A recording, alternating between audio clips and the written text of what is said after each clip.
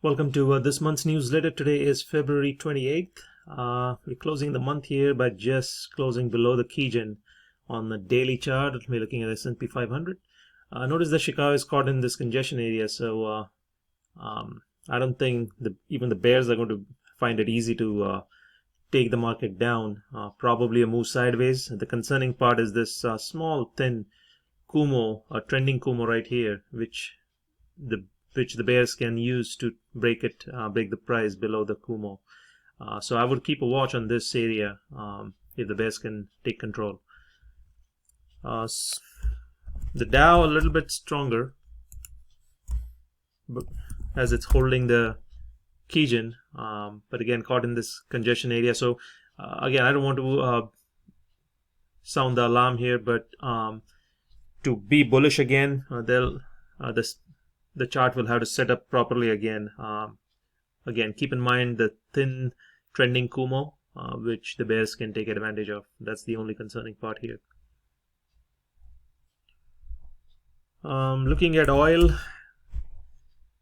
evening star signal, probably the Kijun's going to go flat around this area. Would not expect to, not surprised to see a pullback. We can even look at the weekly charts. Weekly, there is a strong resistance here. We are the Kumo shadow around 59.7. They did close above it, but again, notice that the weekly Kijun is going to go flat here. So would not be surprised to see them pull this one back.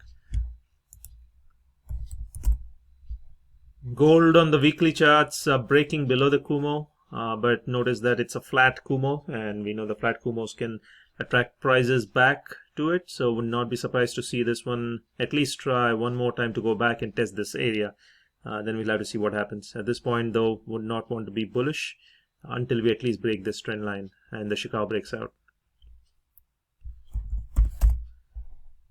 Dollar, looking at UUP here, trying to come up. I would expect some move up at least till the 2484 area on the weekly chart. Looking at the daily, it's inside the Kumo. Chicago is free. Yes, it's below the cloud, but it's still it's free.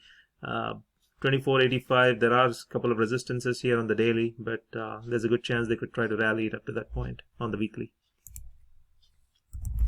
Somebody asked about Google.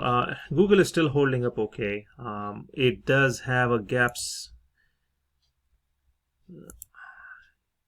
support area.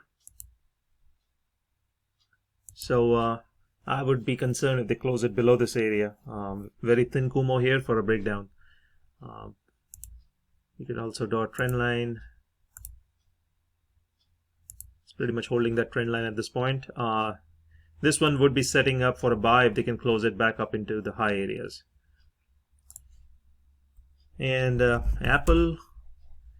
Apple has also broken below the cloud. Chicago has not confirmed the move yet, but again, it's a very thin Kumo. The Chicago can break through it. If they break this area of around 120 with this support of this Kumo shadow, if they break that, I would expect at least to move to 115. So. And last one, look at Netflix. Nothing there yet. If you notice on Netflix, you have these alternating Kumos.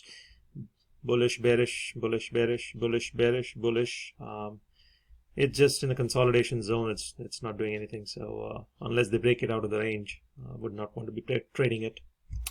That'll be it.